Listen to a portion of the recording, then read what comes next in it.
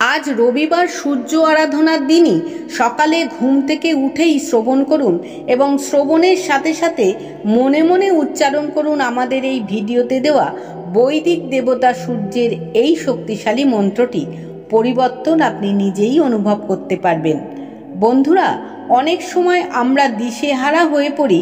আকস্মিক কোনো চিন্তা বা সমস্যা আমাদের সামনে উপস্থিত হলে আমরা তখন মনের জোর ক্রমাগত হারিয়ে ফেলি।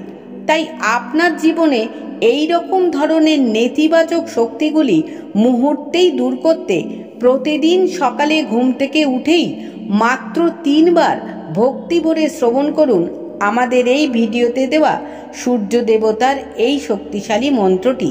সেই সঙ্গে মন্ত্রটি পারলে পরে উচ্চারণ করতে থাকুন মনে মনে।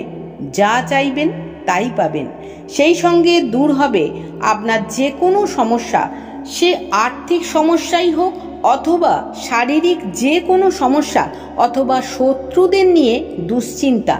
এক নিমেষেই সব সমস্যাগুলি উদাহ হয়ে যাবে শুধুমাত্র এই শক্তিশালী সূর্য মন্ত্রে। বিশ্বাস না হলে পরখ করেই দেখুন না। তাহলে বন্ধু, আমরা এবার পাঠ করছি সূর্যের সেই শক্তিশালী মন্ত্রটি। আপনারা ভক্তি ভরে শ্রবণ করুন। ওম নমঃ বিবস্বতে ব্রহ্মণ্য ভাস্বতে বিষ্ণু তেজসে জগৎসবিত্রে শুচায়ে সৌবিত্রে कर्मदायिने ईदमर्घं नमः श्री सूर्याय नमः। नमः एहि सूर्य सहस्रांशो तेजोरासे जगत्पते ओनुकंपाय मां भक्तं गृहाणार्घं दिवाकरः। नमः यवाकुसुमशङ्काश्यम कश्यप्यं महद्दूतिं ध्वन्तारिं सर्वपापघ्नं प्रणोतस्मि दिवाकरम्। ॐ नमः विवस्वते ब्रह्मण्य भास्वते विष्णु तेजसे जगत्सवित्रे शुचाये सौवित्रे कर्मदायिने ईदमर्घं नमः श्री सूर्याय नमः।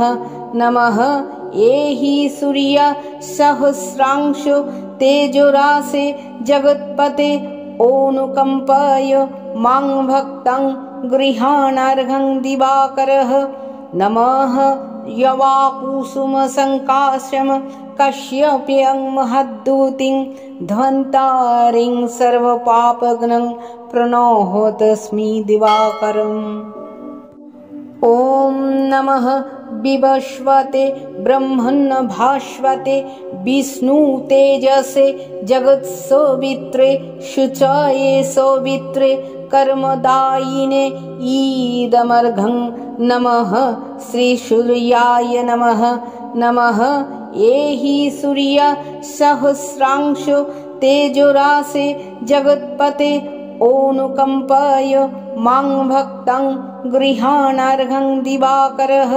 नमः यवाकुसुमशङ्काश्यम कश्यप्यं महद्दूतिं ध्वन्तारिं सर्वपापघ्नं प्रणोतस्मि दिवाकरम्।